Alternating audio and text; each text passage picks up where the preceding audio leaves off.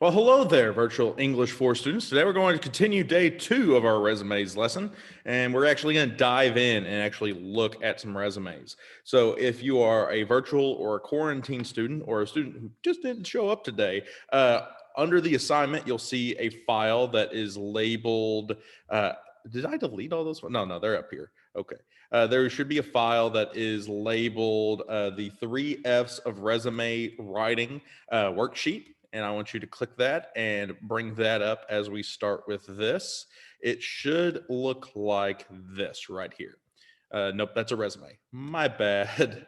A lot of screen. I have a lot of windows open, so let me see. It's this one right here.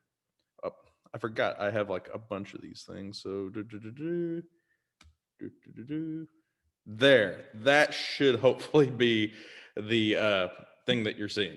So I'm about to go over a PowerPoint real fast. As I go over that PowerPoint, I want you to summarize the information discussed in class about each of these F's. So I'm going to talk about each of these F's, and I just want you to write just a 1-sentence summary about what function is, what form is, and what effectiveness is. Okay. You could just do this on a piece of paper and then type it into a doc on Classroom, because you're going to use this for the homework when we look at the sample resumes. All right. So right now I'm about to go over the PowerPoint where I talk about function, form, and effectiveness. While I talk about those things, summarize them in about a sentence a piece, and then later on we'll come back and talk about this part of the worksheet right here. So without further ado, let's talk about those 3 F's. So the 3 F's of resume writing. Let's see if this works. Yay. So the 3 F's of resume writing. The first F is going to be function, as you can see on your worksheet. The function of a resume is to inform the audience about you in order to accomplish something. What are you trying to accomplish depends on what you're trying to do, because there are a variety of different reasons why people will create resumes. This might be getting a job, which is probably the most popular reason and the most relevant one that most people create a resume for.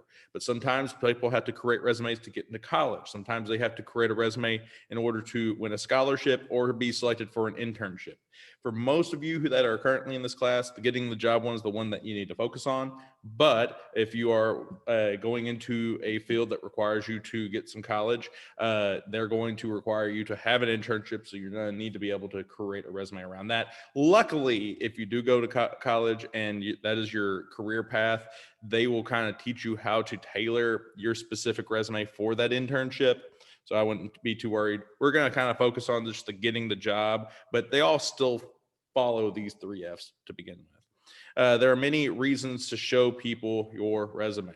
So that was function right there, okay? So just keep in mind, there's a lot of different ways that a resume can function. The function is just the purpose, the thing that you're trying to accomplish. The form. Resumes need to look a certain way is considered their form. People who read resumes expect them to include specific information, such as your name, address, contact information, education, past jobs, volunteer experience, and your special set of skills. If a resume does not look like a traditional resume, the reader may be confused and think the writer is not educated about writing proper resumes. Once again, you have to kind of have a vague idea of what your audience will be like. 90% of the time, just like a basic 1-page standard resume is what we're going to expect. And I talked a lot about the different parts that resumes need yesterday in class in the video that we went over. So you could go back and revisit that and see which ones are kind of the needed elements and what are the kind of filler elements.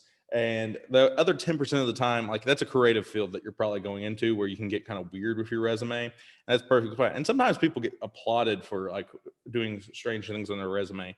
Like, I know like of a story about somebody who got a job with a video game company, and they listed like they listed their like things within the like guild or whatever they're playing with on their team, and like the different responsibilities they had as like the quote unquote leader of the team, and that helped them get that particular job. Last but not least is effectiveness. I know effectiveness starts with an E, but it has an F in it. For a resume to be effective, it must demonstrate your knowledge of both function and form. An effective resume has a clear purpose that shows why you're writing it, is visually appropriate and appealing and easy to read, includes all the necessary information about the writer, and is grammatically correct and with no errors in punctuation or spelling. So there we go. Those are the 3 F's of resume writing. The next thing we're going to go, and I'm going to talk to you about the assignment that is associated with this worksheet. So you did the first thing was the class notes. That's what we just did. Now we're going to talk about the sample resumes. So I'm going to upload 3 sample resumes.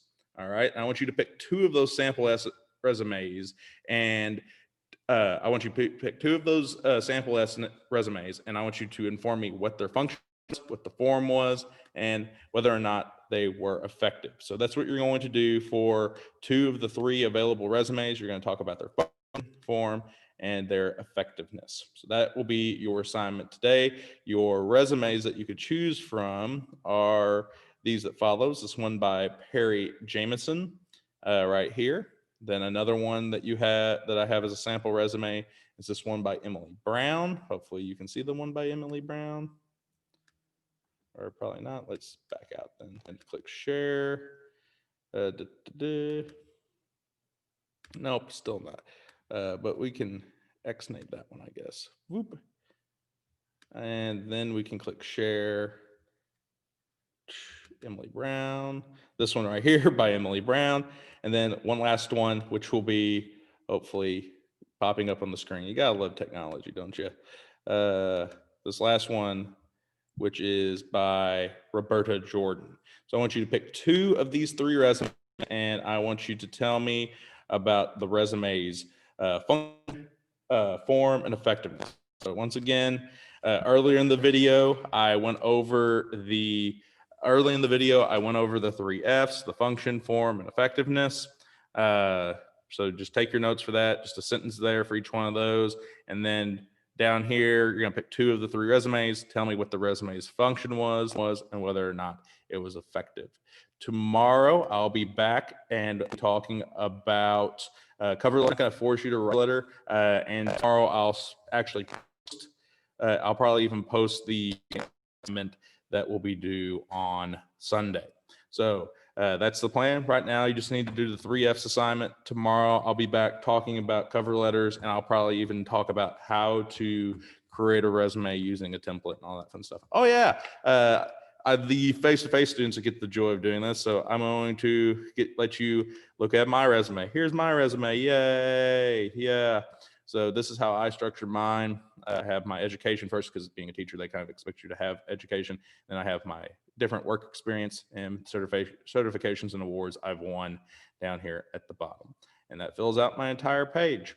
There you go. And you know what? For the heck of it, you can see my wife's resume. My wife's resume is a little bit out of date, though. But there is hers. Kind of follows the same particular kind of layout. All right. So that's all I got for you today. I will be back tomorrow to cover letters. See you later. Bye.